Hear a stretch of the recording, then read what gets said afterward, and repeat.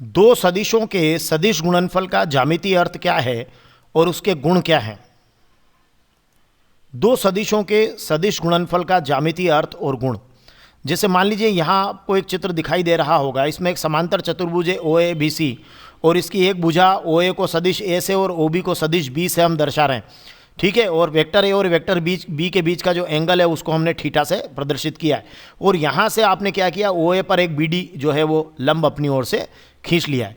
तो इस चित्र के हिसाब से आपको दिखाई दे रहा होगा कि अगर हम इस समांतर चतुर्भुज ओ ए सी बी का क्षेत्रफल निकालें तो क्या होगा, इसका क्षेत्रफल क्या होगा, इसका क्षेत्रफल होगा ओ ए गुणा बी डी, क्योंकि लंब भुजा का उसमें गुणा होगा, तो ओ ए गुणा बी डी, तो ओ ए और बी डी का इसमें गुणा होगा, तो इस समांतर चतुर्भुज का क्षेत्रफल निकलेगा। अब देखिए ओ ए गुणा बी डी, तो ओ ए का मान तो हमें पता है ना, ए हो जाता है, लेकिन बी डी का मान हमें पता नहीं है। लेकिन अगर आप यहाँ ध्यान से देखें, इसको देखिए, साइन थीटा जो है वो होता है, बताइए साइन थीटा क्या होता है, ये होता है लंब बटे कर्ण। तो साइन थीटा आपका हो गया लंब भुजा बी डी और कर्ण भुजा होगी ओ बी, तो बी डी बटे ओ बी ये हो गया साइन थीटा। तो अगर आप बी डी का मान निकालेंगे तो ये हो जाएगा ओ बी साइन थीटा। देखिए यहाँ मैंने बी डी की जगह ओ बी साइन थीटा लिख दिया है, ठीक है। अब ओ बी का मान तो आपका बी है, ठीक है ना, और ओ ए का मान कितना है, ए, तो ओ ए के प्लेस पर ए, ओ बी के प्लेस पर बी, क्योंकि ये जो इनकी ये जो इनका परिमाण है वो तो इसका ए है और इसका क्या है, बी है, तो ये हो गया ए बी, और ये ए बी साइन थीटा। और ए बी साइन थीटा क्या होता है, actually it is A cross B is equal to होता है ए बी साइन थीटा, लेकिन चूंकि ये परिमाण के रूप में लिखा तो आप इसको मॉड ए क्रॉस बी लिख सकते हैं। तो जो आपका यहाँ से जो कंक्लूजन निकला वो ये है कि दो सदिशों के सदिश गुणनफल का जो परिमाण होता है, देखिए दो सदिशों के सदिश गुणनफल का परिमाण उस समांतर चतुर्भुज के क्षेत्रफल के बराबर होता है। देखिए समांतर चतुर्भुज के क्षेत्रफल के बराबर होता है, जिसकी दो आसन्न भुजाएं, एक भुजा ये और एक भुजा ये, दोनों सदिशों द्वारा व्यक्त होती है।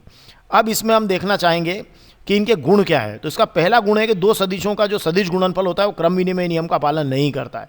मतलब A cross B is equal to not B cross A, यहाँ बीच में एक माइनस आ गया है, तो ये पालन नहीं कर रहा है। दूसरी बात, दो सदिशों के सदिश गुणनफल साहचर्य नियम का भी पालन नहीं करता है। इसका मतलब ये हुआ कि अगर आप ए क्रॉस बी लिखते हैं, it is not A cross B cross C लिखते हैं, it is not A cross B and after cross C नहीं होता है। तीसरी बात यह है कि दो सदिशों का सदिश गुणनफल योग के सापेक्ष वितरण नियम का पालन करता है। कैसे, कि जैसे आपने कहा A cross B plus C, तो it is A cross B plus A cross C हो जाएगा। चौथी बात यह है कि दो सदिशों का सदिश गुणनफल किसी अदिश के सापेक्ष साहचर्य नियम का पालन करता है।